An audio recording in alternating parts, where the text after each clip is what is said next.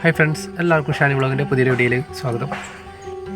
ഇപ്പം നമ്മൾ ഈ കണ്ടുകൊണ്ടിരിക്കുന്നത് ഒരു വിത്ത് മുളപ്പിച്ചിട്ടുള്ള തൈയാണ്. ഇത് നമ്മൾ അടീനിയത്തിൻ്റെ തൈകളാണ് മുളച്ചിരിക്കുന്നത്. അടീനിയത്തിൻ്റെ വിത്ത് നമ്മൾ പാകുന്നതൊക്കെ നമ്മൾ ഇതിനു മുന്നേ വീഡിയോ ചെയ്തിട്ടുണ്ടായിരുന്നു. ഇപ്പോൾ പാകി കൊടുത്ത വിത്ത് ഏകദേശം ഒരാഴ്ചയോളം കഴിഞ്ഞപ്പോഴേക്ക് അത് മുളച്ച് തുടങ്ങിയിട്ടുണ്ട്.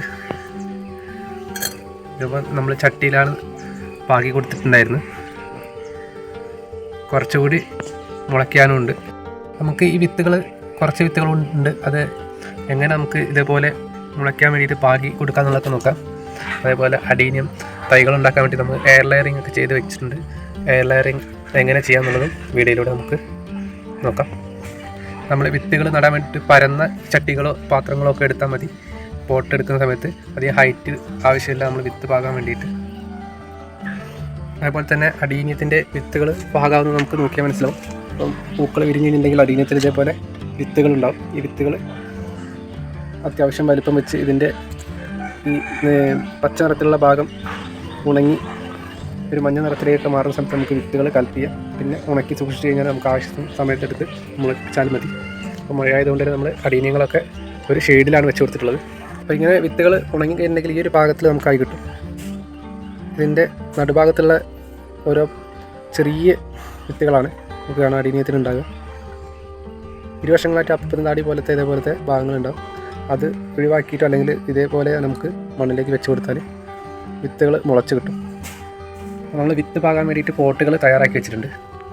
അപ്പോൾ ഈ ഹൈറ്റ് കുറഞ്ഞ ചെറിയ പോട്ടുകളാണ്. ഈ പോട്ടിൽ നമുക്ക് വിത്തുകൾ വെച്ച് കൊടുത്തതിന് ശേഷം കുറച്ചുകൂടി മണ്ണ് മേൽമണ്ണ് ഇട്ട് കൊടുത്താൽ മതി. ഇതേപോലെ ചെടിയിൽ നിന്ന് നമ്മൾ കളക്ട് ചെയ്ത വിത്തുകൾ ഈ പോട്ടിൽ ഓരോന്നായിട്ട് നമ്മൾ വെച്ച് കൊടുക്കുകയാണ്. ഈ ഒരു ഭാഗമാണ് നമ്മൾ വിത്ത്.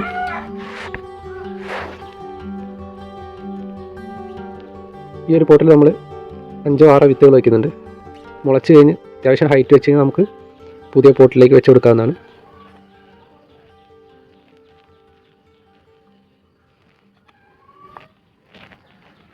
ഇപ്പം വിത്ത് വെച്ച ശേഷം കുറച്ച് മണ്ണ് നമ്മൾ ഇതിന് മുകളിലേക്ക് ഇട്ട് കൊടുക്കുന്നുണ്ട്.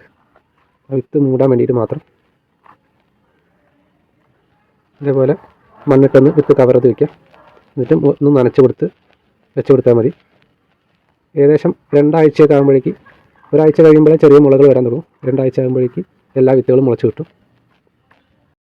അടീനിയത്തിൻ്റെ സീഡുകൾ നമുക്ക് വാങ്ങിക്കാൻ കിട്ടും. അങ്ങനെ വാങ്ങിക്കുകയാണെങ്കിൽ നല്ല വിത്തുകൾ നമുക്ക് കിട്ടുകയാണെങ്കിൽ ആ ഒരു രീതിയിൽ പ്രൊപ്പറേറ്റ് ചെയ്തിരിക്കുന്നത് ഏറ്റവും നന്നായിരിക്കും. ഇല്ലെങ്കിൽ നമുക്ക് അടീനിയത്തിൻ്റെ ചെറിയ തൈകൾ വാങ്ങിച്ച് വെച്ചാൽ മതി. നമ്മുടെ വീട്ടിൽ അടീനിയം ഉണ്ടെങ്കിൽ, പൂക്കൾ ഉണ്ടായിക്കഴിഞ്ഞാൽ അതേപോലെ വിത്തുകളായിട്ടുണ്ടെങ്കിൽ ഈ രീതിയിൽ നമുക്ക് മുളപ്പിച്ചെടുക്കാം. അപ്പോൾ ഈ ഒരു പോട്ടിൽ കൂടി നമ്മൾ ഈ രീതിയിൽ വിത്തുകൾ വെച്ച് കൊടുക്കുകയാണ്.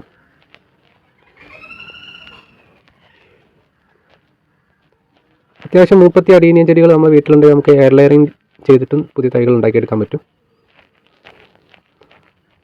അപ്പോൾ നമ്മൾ കുറച്ച് എയർ ലെയറിംഗ് ചെയ്ത് വെച്ച ചെടികളൊക്കെ ഉണ്ട്. അത് നമ്മൾ കാണിച്ചു തരാം. ആവശ്യത്തിന് മാത്രം നമ്മൾ പാകി വിത്തുകൾ നമുക്ക് സൂക്ഷിച്ച് വയ്ക്കാവുന്നതാണ്.